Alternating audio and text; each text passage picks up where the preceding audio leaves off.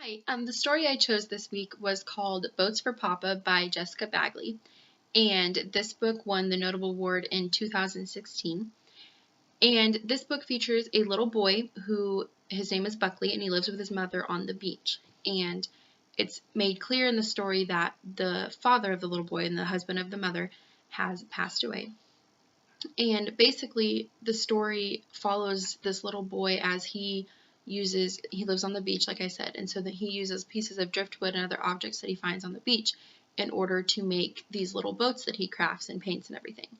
And with these boats, every night he sends them out onto the sea with a little note that says, "For Papa, love Buckley." And so basically, he devotes his time to making these little boats to send out to his father, and since they don't return, he assumes that his father is receiving them. And of course, his mother is like supporting this and everything, and helps him with his boats and walks him out to the beach to do this and everything. And come to find out at the end of the story, the mother has been taking them out of the sea at night after the little boy goes to bed because she wants to keep them for herself in order to hold on to those memories. And so the little boy finds this out by finding the boats in her desk. So on his last boat, he writes a little note that instead of "For Papa," it says "For Mama, love Buckley." So it's a really cute little story just about coping with the loss of a loved one.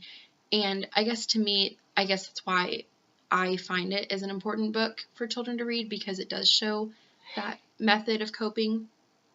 And I think that the little boy he understands that his father is gone, but he uses his time to devote towards the memory of his father and to honoring his father despite his passing.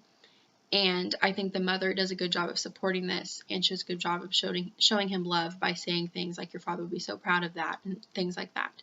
And I think that's important for people to hear as they're dealing with the loss of a loved one. And that's why I think it's good for kids to read, because it opens up their mind to how to cope with that.